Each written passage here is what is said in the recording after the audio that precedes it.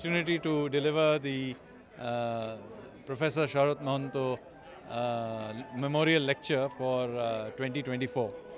And let me say it was indeed an honor, and the topic that I spoke about was Bharatvarsha, the origins of our civilizational identity. And the main point I made, that going back to the Rig Veda, you can see how the origins of our civilization, how it evolved, how it developed a sense of itself geographically, culturally, and then politically, and how the Republic of India today is a modern manifestation of a very ancient civilizational nation which has been very conscious of itself.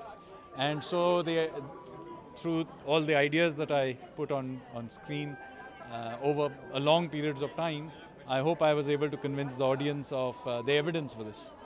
অধ্যাপক শৰৎ মহন্ত সৰণী বক্তৃতা অনুষ্ঠানটো আমি 2014 চনৰ পৰা অনুষ্ঠিত কৰি আহিছোঁ।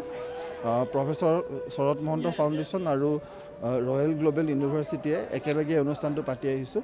অৱশ্যে মাজত আমি 2টা বছৰ কোভিডৰ কাৰণে পাতিব পৰা নাছিলোঁ, আৰু প্ৰত্যেক বছৰে আমি এনেকুৱা এজন ব্যক্তিক মাতি আনিবলৈ যত্ন কৰোঁ যাৰ পৰা আমি কোনো এটা নিৰ্দিষ্ট বিষয়ৰ ওপৰত খুব ভালদৰে শুনিব পাৰোঁ।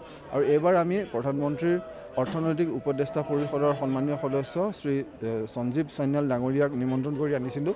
তেওঁ বক্তব্য ৰাখিছিলে Bharatvarsha the origin of our civilizational আইডেণ্টিটিৰ ওপৰত। ভাৰতবৰ্ষ যে এটা সামগ্ৰিক ধাৰণা, ভাৰতবৰ্ষ যিটো কনচেপ্ট, এইটো এটা সমগ্ৰ ভাৰতবৰ্ষকে আগুৰি লৈছে, পূব পশ্চিম উত্তৰ দক্ষিণ, আৰু এইটো আজিৰ কোনো মডাৰ্ণ পলিটিকেল কনচেপ্ট নহয়, এইটো এটা 6000 বছৰ পুৰণি এটা ধাৰণা, য'ত আমি সকলোৱে এটা অংশ।